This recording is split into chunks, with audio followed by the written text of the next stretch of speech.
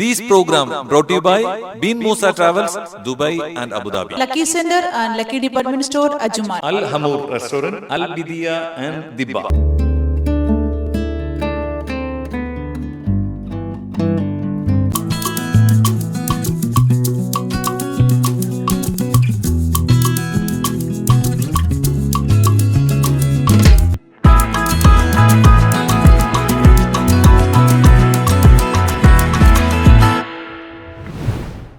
നമസ്കാരം. സഹദ് റിജു പുതിയ ഒരു സിനിമാ സ്റ്റാർ എന്ന് തന്നെ പറയാം. മലയാള സിനിമയിലേക്ക് കടന്നു വരുന്ന ഒരു താരോദയമാണ് എന്നോടൊപ്പം ഇപ്പോൾ ഉള്ളത്. സഹദ് റിജുവുമായിട്ട് നമുക്ക് ഇൻട്രാക്ട് ചെയ്യാം. അദ്ദേഹത്തിൻ്റെ ആഗ്രഹങ്ങൾ എന്താണ് എന്നൊക്കെ അറിയാം. നമസ്കാരം. നമസ്കാരം. അവർ TV 24/7 സ്വാഗതം. സഹദ് ശരിക്കും പറഞ്ഞാൽ സിനിമയിൽ എത്തണമെന്ന് ഇപ്പോൾ മുതലായിരുന്നു ഒരു ആഗ്രഹം. ഒരു സിനിമയിലേക്ക് വരണമെന്നൊക്കെ നമുക്ക് ആഗ്രഹം ഉണ്ടാവുമല്ലോ. അതെ അതെ, തീർച്ചയായിട്ടും. അത് എസ്പെഷ്യലി ഞാൻ ഈ ചെറുപ്പത്തിൽ സ്കൂളിലൊക്കെ ഉള്ളായിരുന്ന സമയത്ത് ഈ അവിടുത്തെ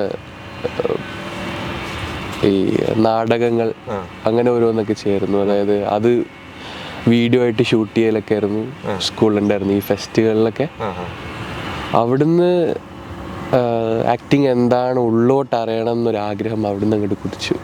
അത് എന്താ വെച്ചിട്ടുണ്ടെങ്കിൽ നമ്മളിപ്പോൾ അവിടുന്ന് ഒരു തുടക്കം എനിക്ക് അവിടെ നിന്നാണ് കിട്ടുന്നത്. ശരിക്കും സഹദ് പഠിച്ചത് എവിടെയാണ്? ഞാൻ പഠിച്ചത് കുവൈത്തിലായിരുന്നു. ഇപ്പം കറൻ്റ്ലി സ്റ്റഡിയിങ് നാട്ടിലാണ്. നാട്ടില്. അപ്പം ഈ പഠിക്കുന്ന കാലഘട്ടത്തിൽ അഭിനയിക്കണമെന്നുള്ള ആ ഒരു മോഹം മനസ്സിലേക്ക് വരികയും ഈ ചെറിയ നാടകം അങ്ങനെയൊക്കെ ഉള്ളതിൽ പാർട്ടിസിപ്പേറ്റ് ചെയ്തു. അതിൽ നിന്ന് സിനിമയിലേക്ക് എത്തുകയാണ് അല്ലേ? അപ്പൊ ഇപ്പൊ ചെയ്ത ഏതായിരുന്നു സിനിമ? ഇപ്പം നിലവിൽ കഴിഞ്ഞത് കാഡ്ബറീസ്, മമ്മി സെഞ്ചുറിയുടേതായിരുന്നു. അതേപോലെ മമ്മിക്കയുടെ തന്നെ ആത്മാ എന്ന് പറഞ്ഞ സിനിമ ഇപ്പോൾ റിലീസ് ആവാൻ കിടക്കുന്നു. ഒരു പുതിയ പ്രൊജക്റ്റ് ഓഗസ്റ്റിൽ വരുന്നുണ്ട്. ഈ ഇപ്പം പഠിത്തം നടന്നുകൊണ്ടിരിക്കുകയാണ് അല്ലേ? ഈ പഠിത്തവും സിനിമയും ഇത് രണ്ടും കൂടെ അഡ്ജസ്റ്റ് ചെയ്ത് കൊണ്ടുപോകാൻ എങ്ങനെയാണ്? അതിനായിട്ടൊരു ടൈം കണ്ടത്, ടൈം മാനേജിങ്.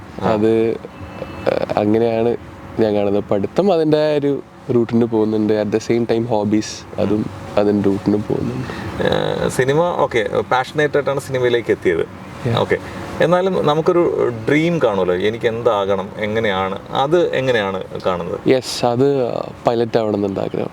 ഓക്കെ, ഈ സിനിമ അഭിനയിക്കണം, അതൊരു പാഷനാണ്. പക്ഷേ എന്നാലും പ്രൊഫഷണലി ഒരു പൈലറ്റ് ആകണമെന്ന് തന്നെയാണ് ആഗ്രഹം. അതെ, ചെറുപ്പം തൊട്ട് UKG തൊട്ടിട്ട് വേറെ ഉമ്മനോട് ചോദിച്ചു നോക്കാം.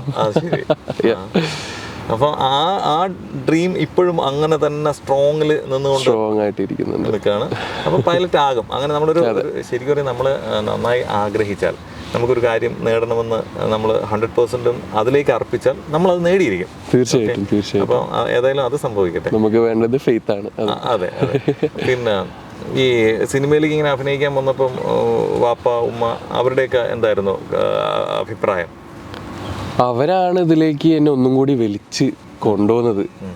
ചെയ്തു നോക്ക്, ഇതിലേക്ക് നമുക്ക്, അതായത് നമുക്ക് നമ്മുടെ സ്കിൽസ് എങ്ങനെയാണ് ഓരോന്നിലും നമ്മളത് ചെയ്യുമ്പോഴാണല്ലോ മനസ്സിലാവുക. അപ്പം അതിലേക്ക് മെയിനായിട്ട് കൊണ്ടുവന്ന രണ്ടാൾക്കാരുടെ ഉമ്മയൊക്കെയാണ് ഇതിലേക്ക് വലിച്ചിട്ടത്. അതായത് നീ ഒന്ന് ഇതൊന്ന് ചെയ്ത് നോക്ക്.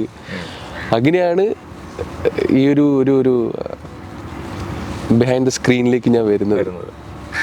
സിനിമ ഇതിലേക്ക് എത്തിയപ്പോൾ, അപ്പം നമ്മൾ ഫസ്റ്റ് ഷൂട്ടിനൊക്കെ ചെല്ലുമ്പം ആ ഒരു സിനിമ ആംബിയൻസ് അതൊക്കെ കണ്ടപ്പോൾ എന്തായിരുന്നു?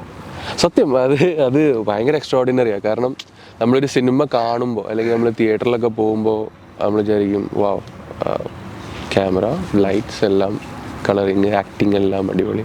ബട്ട് അതിൻ്റെ ബാക്കിലുള്ള കഷ്ടപ്പാട് ഞാൻ കാണുന്ന സെറ്റിലിരിക്കുമ്പോഴാണ്. സത്യം പറഞ്ഞു കഴിഞ്ഞാൽ അത് വേറെ തന്നെ ഒരു ലോകമാണ്. കാരണം നമ്മൾ വിചാരിച്ച മാതിരി ഒന്നുമല്ല.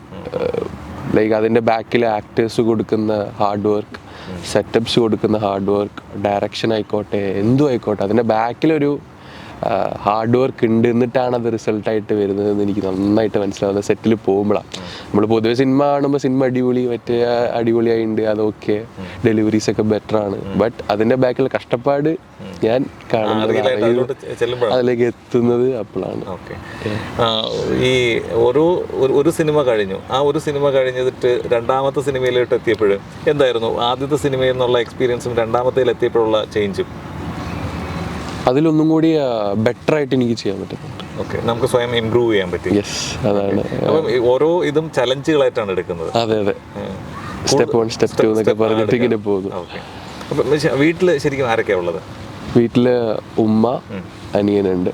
ഓക്കെ, പപ്പ കുവൈറ്റിലാണ്. കുവൈറ്റില് എന്ത് ചെയ്യുന്നു? ഹീസ് ഡൂയിങ് ബിസിനസ്സാണ്.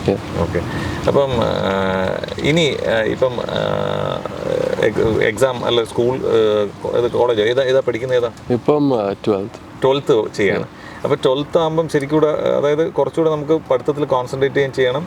എന്നാൽ അതേപോലെ തന്നെ നല്ല ഓഫേഴ്സ് വരികയാണെങ്കിൽ അഭിനയത്തിൽ പോവുകയും വേണം അല്ലേ? അത് ഇപ്പം അതാണ് നമ്മൾ അതിനായിട്ടൊരു ടൈം അഡ്ജസ്റ്റ് ചെയ്ത് കൊണ്ടുപോകണം. ഓക്കെ, ഏതായാലും അവർ TV 24/7 വന്ന് നമ്മളോടൊപ്പം കുറച്ചു നേരം സംവാദിച്ചതിൽ, തീർച്ചയായിട്ടും എക്സ്പീരിയൻസ് ഷെയർ ചെയ്തതിൽ വളരെ എനിക്കും അതിലേറെ സന്തോഷമുള്ളത്. പിന്നെ നമുക്ക് വീണ്ടും ഒരുപാട് നല്ല സിനിമകൾ കിട്ടട്ടെ, നല്ല നല്ല ക്യാരക്ടർ കിട്ടിയിട്ട് ഈ പറയും പോലെ എല്ലാവർക്കും ഒരു തുടക്കം കിട്ടണം. ആ തുടക്കം ഏതായാലും കിട്ടിക്കഴിഞ്ഞു. അപ്പം ഇനി അതിൽ നിന്ന് നല്ല ഓപ്പർച്യൂണിറ്റീസ് വന്നെത്തി നല്ലൊരു നമുക്ക് അഭിമാനിക്കാവുന്ന ഒരു സ്റ്റേജിലേക്ക് എത്താൻ നമ്മൾ പ്രാർത്ഥിക്കുന്നു. എല്ലാ ആശംസകളും. Thank you so much. Thank you.